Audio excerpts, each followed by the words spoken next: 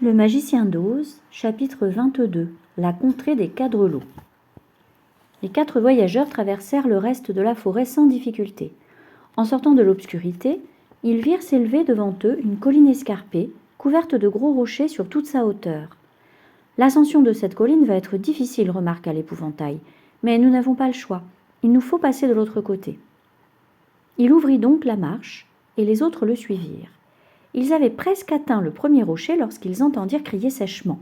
« Restez où vous êtes !»« Qui êtes-vous » s'enquit l'épouvantail. Une tête surgit de derrière le rocher, et la même voix reprit. « Cette colline nous appartient, et nous n'autorisons personne à s'y aventurer. »« Mais nous devons passer de l'autre côté, » expliqua l'épouvantail. « Nous nous rendons à la contrée des Quadrelots. »« Vous n'en ferez rien, » riposta la voix de derrière le rocher. Et s'avança l'homme le plus étrange que les voyageurs aient jamais vu. De petite taille, corpulent, il avait une grosse tête au sommet tout aplati, soutenue par un cou épais sillonné de plis. En revanche, il n'avait pas du tout de bras, et voyant cela, l'épouvantail douta qu'une créature au corps si ingrat puisse les empêcher de gravir la colline.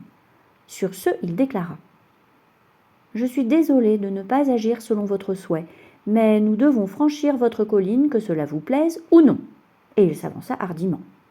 Rapide comme l'éclair, la tête de l'homme se projeta en avant, et son cou s'allongea jusqu'à ce que le haut aplati de sa tête vint frapper l'épouvantail de plein fouet, l'envoyant dégringoler le long de la colline. Presque aussi vite qu'elle avait jailli, la tête fut ramenée au corps, et l'homme dit avec un rire mauvais : « Ce ne sera pas aussi facile que vous le croyez. » Un chœur de rire bruyant provint des autres rochers, et Dorothée vit sur le flanc de la colline des centaines de têtes de marteaux sans bras. Il s'en trouvait une derrière chaque rocher. Le lion se mit en colère en les entendant rire de la mésaventure de l'épouvantail, et poussant un rugissement sonore qui claqua comme un coup de tonnerre, il monta la colline à toute allure. À nouveau, une tête s'élança vivement, et le grand lion dégringola la colline comme s'il avait été frappé par un boulet de canon.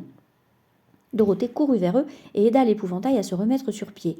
Le lion, qui se sentait plutôt meurtri et endolori, vint la rejoindre et dit : « Il est inutile de se battre contre des gens dotés de têtes à ressort.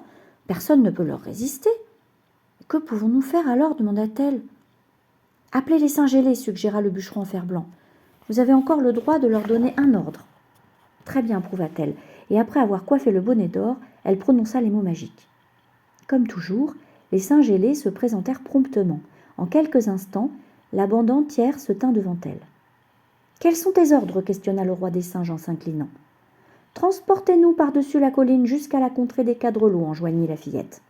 « Ainsi sera fait » fit le roi, et immédiatement, les singes ailés prirent les 4 voyageurs et Toto dans leurs bras et s'envolèrent avec eux. Lorsqu'ils survolèrent la colline, les têtes de marteau hurlèrent de colère et lancèrent leurs têtes très haut en l'air.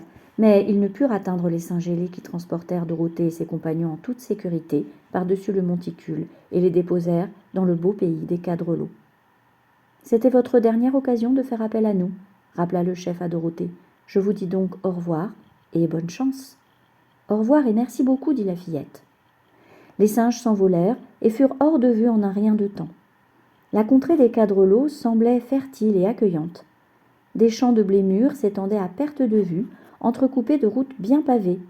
De solides ponts enjambaient de jolis ruisseaux ondoyants. Les barrières, les maisons et les ponts étaient peints en rouge vif, tout comme ils étaient peints en jaune dans la contrée des Papillotins et en bleu dans la contrée des Croquignons. Petits et rondouillards, les Quadrelots avaient un air poupin et souriant. Eux aussi étaient entièrement habillés de rouge, ce qui les faisait vivement ressortir sur l'herbe verte et les blés dorés. Les singes avaient déposé les voyageurs près d'une ferme. Les 4 compagnons allèrent frapper à la porte.